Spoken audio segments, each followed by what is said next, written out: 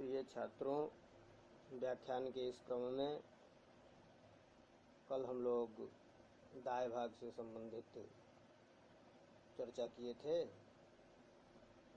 उसी में कुछ शेष रह गया था, तो उसको फिर से आज हम लोग चर्चा कर रहे हैं। ये शास्त्री द्वितीय वर्ष के छात्रों के लिए जो दाएं भाग चल रहा था, उसी के अंतर्गत कुछ और विषय शेष रह गए थे, उसकी चर्चा प्रस्तुत है। एकाधिकम हरे ज्येष्ठ पुत्रो अर्ध्यम ततोनुजः अंशमंशम यवीयांश इति धर्मो व्यवस्थितः। पिता का जो धन है उसमें से ज्येष्ठ भाई को 2 भाग, छोटा भाई को 1.5 भाग और सबसे छोटे भाई को 1 भाग धर्मपूर्वक हिस्सा लगाना चाहिए। स्वेभ्यो अंशेभ्यस्तु कन्याभ्यः प्रदद्युर्भ्रातरः पृथक् स्वात् स्वादंशात् चतुर्भागं पतिता स्युः अदित्सवः। अपने अपने भाग का चतुर्थांश भाग अपने जो सोदरी बहनें हैं, जो विवाहित हैं, उनके लिए चारों वर्णों के भाई यदि हैं तब भी वे उन कुमारी बहनों के लिए विवाह के निमित्त चतुर्थांश देना ही चाहिए।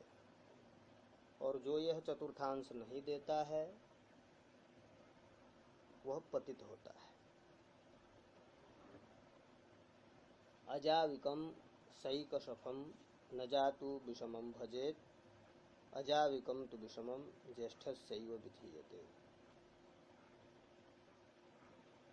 बकरा, भेड़, घोड़ा इत्यादि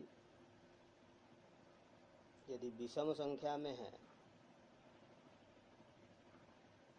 बराबर नहीं है, बंटवारा नहीं किया जा सकता है, तो वह बड़े भाई को ही देना चाहिए।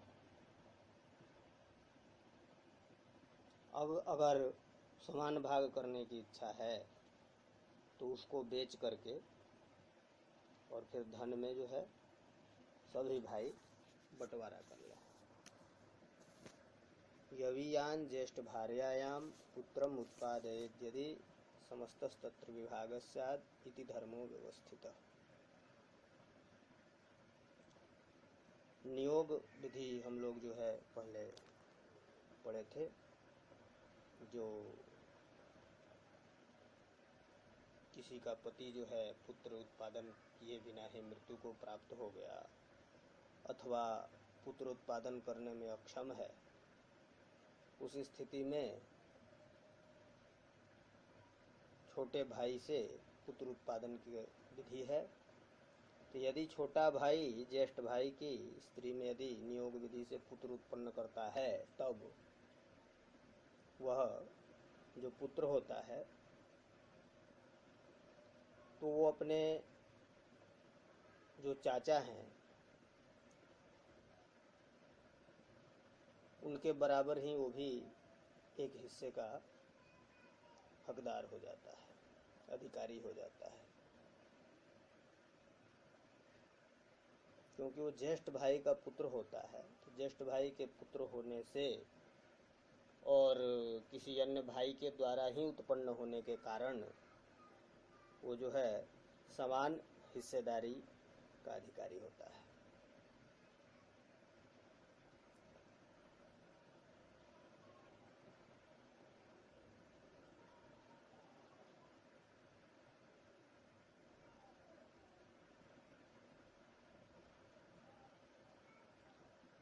उपसर्जनम प्रधानस्य धर्मतो नोपपद्यते पिता प्रधानम प्रजने तस्मात् धर्मे न तम भजेत।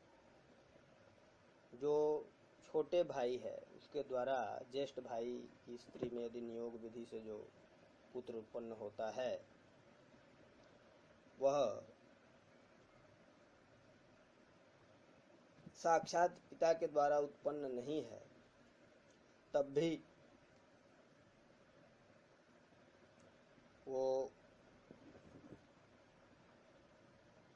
पिता के भाइयों के बराबर हिस्सा पाने का अधिकारी हो जाता है,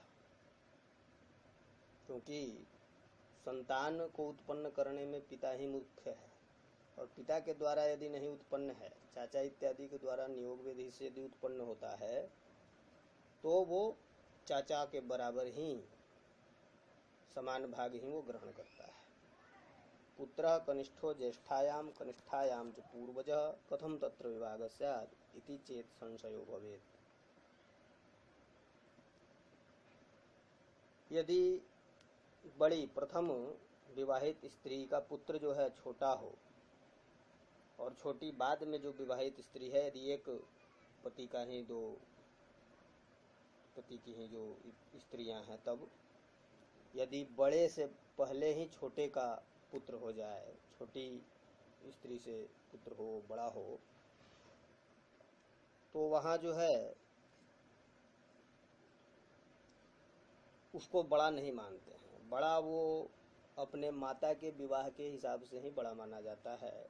माताओं का विवाह क्रम जिस प्रकार है, यदि वो छोटी पत्नी का पुत्र है और पहले भी उत्पन्न हुआ, तो वो ज्येष्ठ अंश पाने का अधिकारी नहीं है।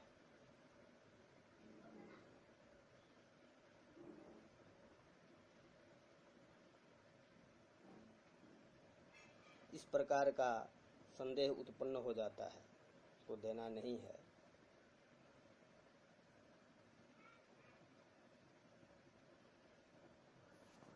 तो उसके लिए एक व्यवस्था बनाए हैं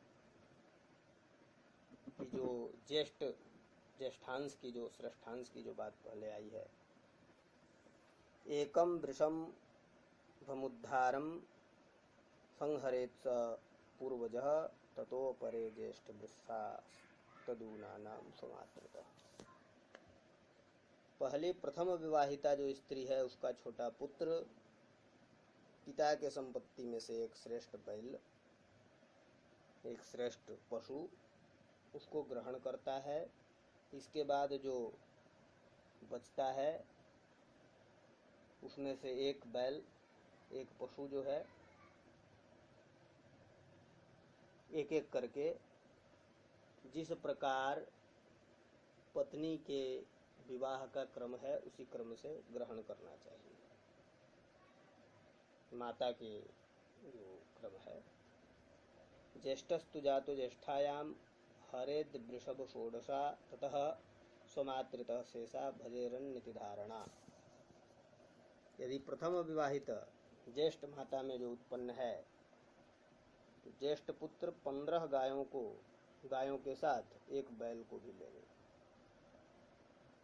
बाकी शेष स्त्रियों में जो शेष माताओं के जो पुत्र हैं, वो विवाह क्रम के अनुसार जो शेष धन है उसमें से ग्रहण करे। सदृश स्त्रीषु जातानां पुत्राणाम अविशेषतः न मातृतो ज्येष्ठ्यमस्ति जन्मतो ज्येष्ठ्यमुच्यते। एक समान जाति वाली स्त्रियों में उत्पन्न संतान में जाति संबंधी विशेषता नहीं होने से माता के क्रम से ज्येष्ठत्व नहीं होता है। जन्म के क्रम से ही ज्येष्ठत्व जानना चाहिए। जन्म ज्येष्ठेन चाह्वानं सुब्रह्मण्यात् स्वपि स्मृतं यमयोश्चैव गर्भेषु जन्मतो ज्येष्ठता स्मृता।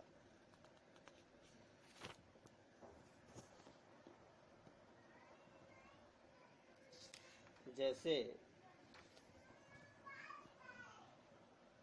इंद्र के आह्वान के लिए जो प्रयुक्त होने वाले सुब्रह्मण्य नामक मंत्र में भी जन्म से ही ज्येष्ठत्व कहा गया है। गर्भ के एक काल में आधान होने पर भी यमज संतानों में भी जन्म से ही ज्येष्ठत्व कहा गया है। जहाँ पर एक साथ 2 संतानों की उत्पत्ति होती है, उसमें भी एक क्षण मात्र पहले जो उत्पन्न होता है उसको ज्येष्ठ माना जाता है। उसी प्रकार अपुत्रो अनेन विधिना सुताम कुर्वीत पुत्रिकाम तदपत्यम भवेदस्याम तन मम स्यात् स्वधाकरम।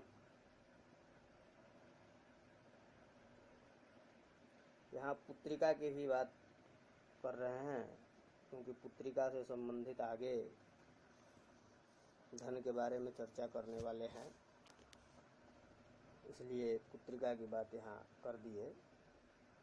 तो इसके बारे में चर्चा कर लेते हैं और अगले व्याख्यान में पुत्रिका के धन के बारे में चर्चा करेंगे। जो अपुत्र है, जो पुत्रहीन पिता है, वो कन्यादान करते समय बोलता है कि इस कन्या से जो पुत्र उत्पन्न होगा वह मेरा श्राद्ध और पारलौकिक क्रिया करेगा।